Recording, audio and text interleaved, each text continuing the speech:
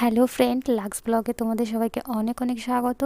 তো আজ আমি তোমাদের জন্য নিয়ে এসেছি দারুণ একটা রেসিপি, ডিমের ভর্তা। আর এটা তৈরি করতে না খুব বেশি জিনিস কিন্তু লাগে না, আর খেতে কিন্তু দারুণ টেস্ট হয়। তো এটার জন্য ফার্স্ট আমি এইভাবে ছোটো ছোটো করে আলুগুলোকে কেটে নিয়েছি, আর তার ভেতরে ডিম একসঙ্গে দুটো সিদ্ধ করে নেবো। আর একটু লবণ দিয়ে দেবো, কারণ ডিমের ভেতরে সিদ্ধ করার সময় লবণ দিলে ডিমটা ফাটে না, আর আলুর ভেতরে লবণ দিলে তাড়াতাড়ি সিদ্ধ হয়ে যাবে। সেই জন্য আমি দুটো একসঙ্গে চাপিয়ে লবণ দিয়ে সিদ্ধ বসিয়ে দিয়েছি। তো এদিকে আমার আলু আর ডিমগুলো সিদ্ধ হতে লাগুক, ততক্ষণে আমি এর ভিতরে যে জিনিসগুলো দেব, অন্যান্য উপকরণ, সেইগুলো আমি গুছিয়ে নেব। তো এখানে দেখো, ফার্স্ট আমি ধনেপাতা আর টমেটো নিয়েছি একটা। তো এটা খুব ভালো করে ধুয়ে নিচ্ছি, আর ধুয়ে এগুলোকে আমি কুচি কুচি করে কেটে নেব। ধনেপাতাটা আমার ধোয়া কমপ্লিট হয়ে গেছে, এবার এটা তুলে নেব। আর এর ভেতরে রসুন দেব, সেটা রসুন আর পেঁয়াজ, সেটা আমি এই যে এখানে দেখো কেটে নিয়েছি আমি ছোট ছোট করে। আমি বড় বড় করে পেঁয়াজগুলো কাটিনি, তোমরাও ছোট ছোট করে কাটবে। ছোট ছোট করে কাটলে কি হয়, বেশ ভালো লাগে দেখতে, আর খেতেও কিন্তু খুব ভালো টেস্ট হবে। আর তোমার সুবিধা হবে মাখতে, লম্বা লম্বা করে কাটলে পরে একটু অসুবিধা হয়।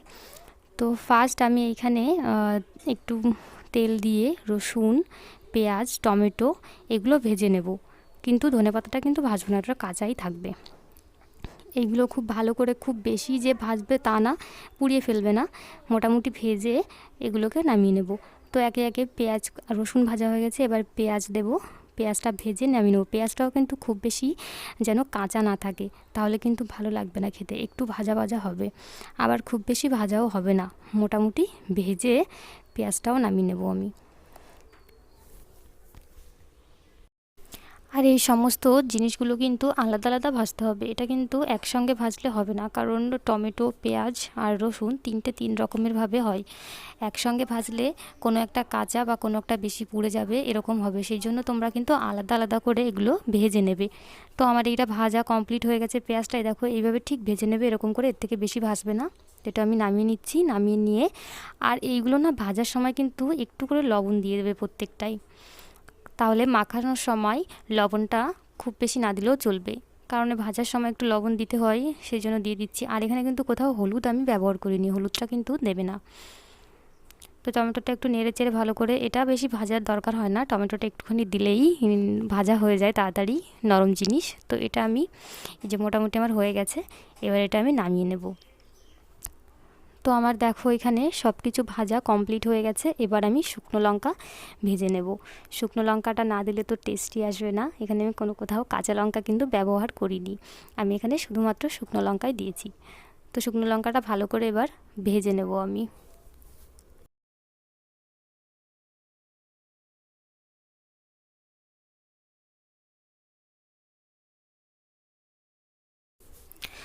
তো দেখো আমার এখানে সমস্ত উপকরণ রেডি, আলু সিদ্ধ, ডিম, পেঁয়াজ ভাজা, টমেটো কুচি, আর ধনেপাতা, আর শুকনো লঙ্কা। তো এবার এইগুলোকে সমস্ত কিছু একসঙ্গে মাখবো।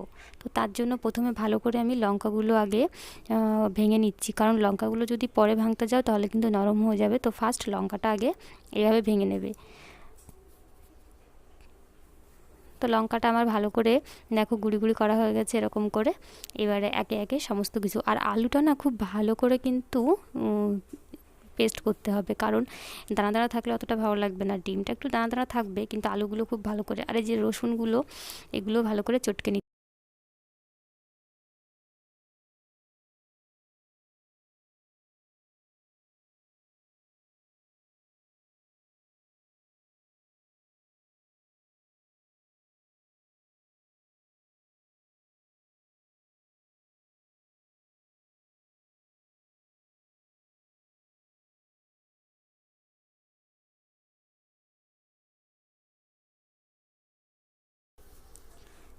তো আমার আলু আর ডিম দেখো এইভাবে ভালো করে চটকে নেওয়া হয়ে গেছে, আলুগুলো চটকে নিচ্ছি সুন্দর করে।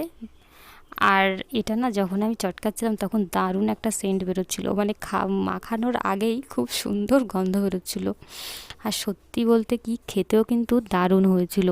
অনায়াসে তোমরা এক থালা ভাত এই শুধুমাত্র ডিম ভর্তা দিয়েই খেয়ে নিতে পারবে, এত টেস্টি, ভীষণ ভীষণ টেস্টি। আর এর ভিতরে তবে একটুখানি তেল দিয়ে দিচ্ছি, কাঁচা সর্ষের তেল, আর সামান্য পরিমাণে লবণ, কারণ লবণটা কিন্তু আমি সমস্ত কিছুতে দিয়েছিলাম ভাজার সময়, সেই জন্য কিন্তু লবণটা বেশি পরিমাণে দেবে না মাখানোর সময়। আগে ভালো করে চটকে মাখিয়ে নেবে, তারপরে টেস্ট করে দেখবে লবণ হয়েছে, কম হলে তখন একটু লবণ দিয়ে দেবে। আর সর্ষের তেল আমি অল্প দিয়েছি, কারণ সব কিছু ভাজা যেহেতু, সেই জন্য সর্ষের তেলটা আমি বেশি দিইনি। একটু কাঁচা কাঁচা তেলের গন্ধ বেরোবে জাস্ট, সেই জন্য একটুখানি তেলটা আমি দিয়েছি। তো দেখো আমার মাখানো প্রায় কমপ্লিট। সত্যি বলতে কি মাখানোর সময় মনে হচ্ছিল আমি আগে খেয়ে নিই, এত সুন্দর গন্ধ বেরোচ্ছিল আর খেতেও এত টেস্ট হয়েছিল কি বলবো। এই যে দেখো যে কত সুন্দর দেখা যাচ্ছে। তো আমার ডিমের ভর্তা কমপ্লিট হয়ে গেছে। তোমরা যদি কেউ খেতে চাও চলে আসতে পারো। সত্যি বলতে কি আমি আর ওয়েট করতে পারছি না, আমি তাড়াতাড়ি খেতে বসবো। আর গরম গরম ভাতে এরকম ডিমের ভর্তা খেতে তো দারুণ লাগে। তো তোমরা অবশ্যই বাড়িতে এইভাবে ট্রাই করে দেখো, খুব ভালো লাগবে খেতে। তো এটা আমার পুরো মাখানো কমপ্লিট। দেখো দেখেই তো আমার জিভে জল চলে আসছে, দারুণ টেস্টি খাবার। তোমরা অবশ্যই গরম গরম ভাতে এটা খাবে, খুবই ভালো লাগবে। আর ভিডিওটি কেমন লাগলো অবশ্যই কিন্তু কমেন্ট করে জানাবে। ভালো লাগলে চ্যানেলটিকে সাবস্ক্রাইব করে পাশে থাকবে। তো দেখা হবে পরে নতুন একটি রেসিপি নিয়ে, ততক্ষণ টাটা।